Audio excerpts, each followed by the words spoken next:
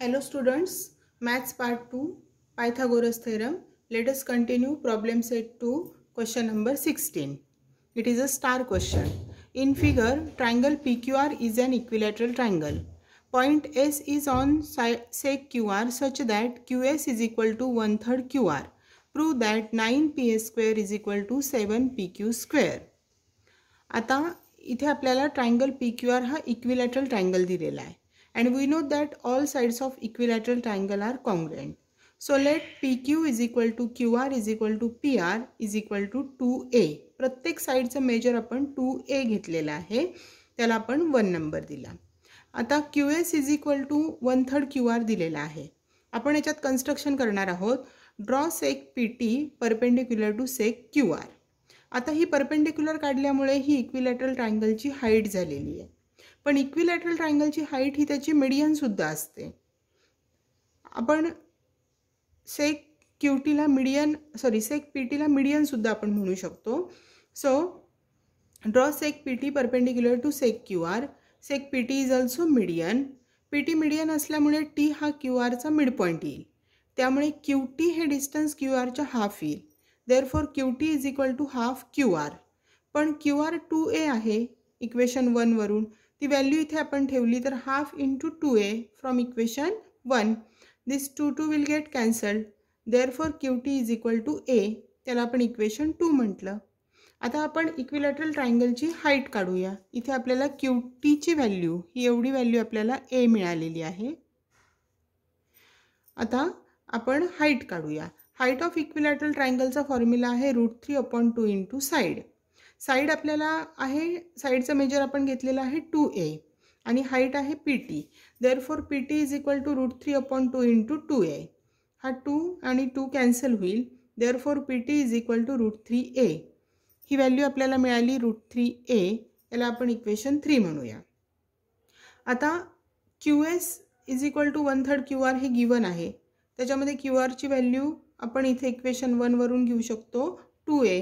ती व्हॅल्यू इथे ठेवली तर QS is equal to 1/3 into 2A. 2 1 जा 2 म्हणजेच 2/3A. ही QS मिळाली आपल्याला, त्याला 4 नंबर देऊ. आता आपल्याला ST फाइंड करायची. बघा QS आपल्याला मिळाली, ती इथे लिहिते मी 2/3A. आता आपण ST फाइंड करूया. ST फाइंड करण्यासाठी आपण Q'(S') हे बिटवीननेस वापरू. QS plus ST is equal to QT आहे. Reason Q'(S')T. त्याच्यापैकी QSची व्हॅल्यू आपल्याला मिळालेली आहे 2/3A इक्वेशन 4 वरून. ST आहे तसंच ठेवला आणि QT आपल्याला इक्वेशन 2 मध्ये मिळालेली आहे A. ह्या व्हॅल्यूज ठेवल्या. Reason from equation 2 and 4. आता हा 2/3A राईट साईडला नेला की A मधून मायनस होईल. A मायनस 2/3A सबट्रॅक्शन करण्यासाठी आपण क्रॉस मल्टिप्लिकेशन करू. 3 इंटू A केलं तर 3A minus 2A/3.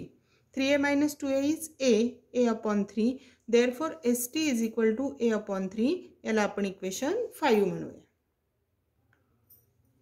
Now, in right angle triangle PTS. बघा ह्या ट्रायंगलमध्ये जर आपण बघितलं पायथागोरस थेरम वापरला तर PS square is equal to PT square plus ST square.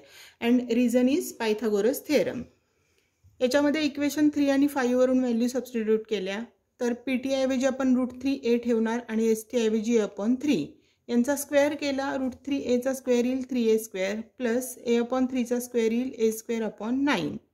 Addition करण्यासाठी क्रॉस मल्टिप्लिकेशन करू. 9 3 जार 27A² प्लस हा A² तसाच राहील अपॉन 9 1 जार 9. 27A² plus A². ॲडिशन येईल 28A²/9 तसाच राहिला. ही व्हॅल्यू आपल्याला मिळाली PS²ची. हा अपॉन 9 लेफ्ट साईडला नेला की मल्टिप्लाय होईल. 9PS² is equal to 28A². आपल्याला जे प्रूव्ह करायचं आहे त्याच्यामध्ये 9PS² is equal to 7PQ² आहे. म्हणजे इथे 7 आल्या पाहिजे. मग आपण हे 28 स्प्लिट करू 7च्या फॉर्ममध्ये. आपल्याला लिहिता येईल 7 4 जार 28 आणि पुढचा A² तसाच ठेवला. आता हा 4A² म्हणजे 2A द होल स्क्वेअर होईल. म्हणून आपण ब्रॅकेटमध्ये 2A लिहून त्याचा स्क्वेअर केला. पण 2A ही साईड आपण PQ मानलेली आहे, म्हणजे 2A ऐवजी आपण PQ लिहू शकतो आणि त्याचा स्क्वेअर आहे म्हणून PQ². And therefore 9PS² is equal to 7PQ² and hence it is proved. आणि त्यानंतर क्वेश्चन नंबर 17 आणि क्वेश्चन नंबर 18 या वर्षीसाठी आपल्या सिलेबसमधून कॅन्सल केलेला आहे आणि त्यामुळे आपला प्रॉब्लेम सेट 2 आणि त्याचप्रमाणे सेकंड चॅप्टर आपला आज कंप्लीट झालेला आहे.